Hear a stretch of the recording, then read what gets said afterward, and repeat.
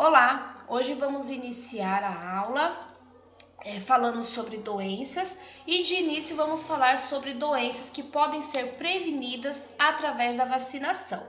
Bom, não é novidade nem para os profissionais que não são da área da saúde, quanto mais da área da saúde, que a vacinação é de grande importância para todos, né? Algo tão importante que é um dos critérios da NR32, a norma regulamentadora que articula aí o funcionamento, né, da nossa profissão, né, profissionais da área da saúde, né, que constitui aí também um critério da precaução padrão, que é estar com a vacinação em dia, né, um dos critérios aí dos profissionais da área da saúde. Bom, a vacinação iniciou aqui no Brasil no século XVIII, né? Então é algo que, né, tem aí já um caminho andado, porém, né, a cada momento vem se avançando e se atualizando e cada dia mais aí com inovações e novas doenças aí que acabam se enquadrando, se encaixando dentro desse assunto, né, de doenças preveníveis mediante a vacinação, tá? Então, a vacinação ela é um avanço tecnológico e científico, né, que vem se atualizando e se dedicam, né, muito a esse avanço, tá? Então, com esse avanço a gente observa o quê? Que muitas doenças que antigamente era muito impactante, né, que trazia aí altos níveis elevados de mortalidade, etc., passou a ser controladas e prevenidas através da vacinação, né? Porém, ainda assim, observa-se pessoas sendo acometida por doenças que são prevenidas por vacinação, né? Então, como tétano, crianças com meningite, com coqueluche, enfim, né? Ainda tem esses índices, né? E que deve-se então saber o porquê, né? O porquê que ainda acontece, né? São perguntas que devemos encontrar respostas, né? E as respostas que são encontradas, né, pode ser, né, as seguintes. Primeiro, que a cobertura da vacinação, que muitas das vezes não alcança todas as pessoas, né, todas as pessoas aí que estão suscetíveis a ser acometida por essas doenças, né? Os movimentos migratórios que favorecem as idas e vindas de hospedeiros, então as pessoas que são portadoras de doenças, que pode estar transitando e alastrando, né, essa doença, tá? E também pode ser algo do próprio organismo, do próprio metabolismo e organismo da pessoa, né? O mecanismo de defesa dessa pessoa com uma capacidade insuficiente, né, de produzir os estímulos imunos que se espera após ser vacinado, né? Então esse daí seria um dos motivos pelo qual ainda se observa pessoas sendo acometidas por doenças que já existe vacina.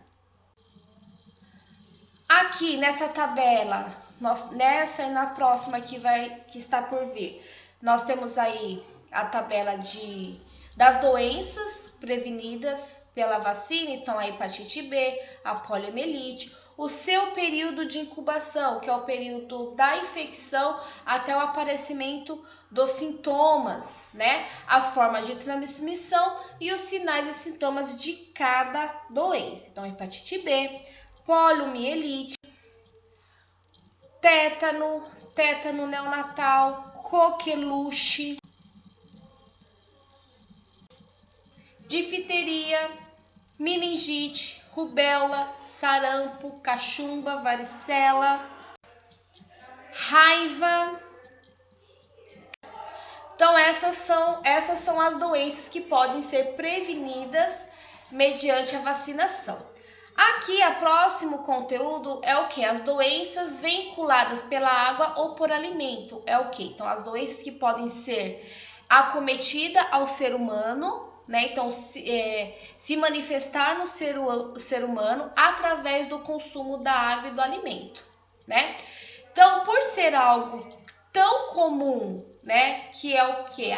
A ingestão de água e alimento, que é algo, né, essencial para a vida do ser humano. Então, muitas das vezes, a gente observa o quê? Se observa o que dentro da epidemiologia? Que são dois veículos, né, de certa forma. Então, a água e o alimento acabam sendo dois veículos que todo mundo, né, todas as pessoas, todo o ser humano faz uso desse veículo para a sua sobrevida, né? Então, por ser algo tão fácil, vamos se dizer assim, deve-se haver medidas epidemiológicas para tentar controlar, prevenir essas doenças, né? Então, deve-se desenvolver essas atividades de vigilância para controlar essa evolução, né? Ou pelo menos controlar a evolução das formas mais graves dessas doenças, tá? Bom, para auxiliar, né? Qual seriam essas medidas de vigilância, né? Se tratando do fato aí do consumo de água e alimento, como nós falamos, né, que é algo que todo mundo que faz parte da necessidade básica do ser humano, né? E como eu falei, né, dependendo da proporção da água ou do alimento que estiver contaminado, a facilidade de acometer uma demanda muito grande de pessoas, né? Então, contaminar uma demanda muito grande de pessoas é muito fácil, tá? Por isso que essas medidas, por mais simples que seja, ela é de extrema importância. Então, para o auxiliar de enfermagem ou, né, para qualquer profissional que vai atuar nessas medidas de vigilância, é o que? É fazer as orientações, né? Relacionada aí à higiene, ao preparo do alimento, à higienização individual, a higienização pessoal, né, da própria pessoa, são as medidas simples e básicas para que controle essas doenças aí que podem ser veiculadas por água e alimento. Aqui nós temos uma tabela também com essas doenças, né, veiculadas por água e alimento, tendo aí o seu período de incubação, sua forma de transmissão e os sinais e sintomas de cada doença. Então, hepatite A, febre tifoide, cólera. Bom, então essas foram alguns exemplos de doenças veiculadas aí por água e alimento. Esse próximo conteúdo é sobre doenças que podem ser transmitidas por vetores, né? Então, por insetos, por exemplo, tá? Então, no nosso país, os números de pessoas acometidas por essas doenças é um número ainda muito elevado, tá? Então, partindo daí, também se entende que o controle dessas doenças também é bastante difícil. Aí eu pergunto, por qual motivo que é difícil, né? Por qual motivo ainda há bastante casos, né? Nada mais, pessoal, pelo motivo que são muitos fatores determinantes envolvidos. Isso quer dizer o quê? São muitas as situações envolvidas para que esse número ainda continue bastante. Ah, mas como assim? Então, por exemplo, um desses fatores, né, que ganha aí um espaço especial seria o desequilíbrio ambiental, né? Então, quer dizer, pessoas que constroem casas aonde não deveria, por exemplo, né?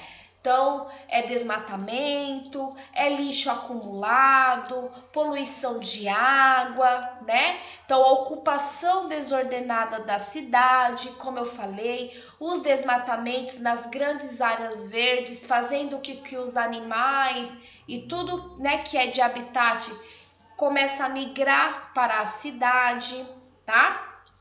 Locais sem o saneamento, né? Então, isso tudo são condições favoráveis para multiplicações de insetos, de ratos, de animais que são nocivos ao ser humano, né? Então, a contaminação das águas com determinadas substâncias provoca a extinção dos predadores naturais, por exemplo, de caramujo e de larvas. Então, quer dizer, os caramujos e as larvas, né, nesse exemplo aqui, eles deveriam ser controlados através de determinados predadores. E esses determinados predadores muitas das vezes estão morrendo, estão em extinto devido à contaminação de água, né? E dessa forma, colocando esses animais nocivos, como caramujo e larvas, à disposição e facilitando a sua reprodução e colocando o homem em risco, né? Então, aquela situação é como se fosse um jogo de cartas, né? Então, é cada situação aumentando e dificultando outra, que aí vai virando aquela bola de neve, né? Então, assim, dentre as doenças, temos aí algumas que merecem alguns destaques, alguma importância, né? Por poder ocorrer de forma coletiva. Como, por exemplo, a dengue, a febre amarela, né? Que teve aí o período desse ano que teve uns índices, né? De acometimento maiores e tal. Aí, quando você observa o índices aumentando automaticamente, né, as secretarias de saúde se mobilizando e trazendo campanha para o reforço da vacina de febre amarela, isso nada mais é do que o trabalho de uma vigilância epidemiológica, tá certo? Leptospirose também é uma dessas doenças. Malária, doença de Chagas, né? Então, são todas doenças que são transmitidas por vetores, né? Por algum tipo de animal, inseto. Aqui nós temos doenças causadas por ectoparasita. O que é um ectoparasita? É um parasita que se instala fora do hospedeiro, né? Então, que não fica internamente, então ele fica ecto, fora, tá? Esse prefixo ecto significa fora, tá? Não é doenças de notificação compulsória, né? Como a escabiose e a pediculose, que nós estamos vendo aí, só que é uma doença que acomete grandes grupos de pessoas e aí, né, há necessidade de ter aí as intervenções e as assistências e os cuidados necessários para que não tenha aí, para controlar, na verdade, né, esse acometimento, tá? Geralmente essas doenças acontecem por condições inadequadas de higiene, né? Condições sanitárias, higiene pessoal mesmo, né, desfavorável, que acaba, né, trazendo aí ainda, né, essas condições, né? Então, a escabiose, para quem não sabe, é a sarna, né, popularmente conhecida, e a pediculose é o piolho, né? A manifestação aí desses parasitas horríveis aí, tá certo?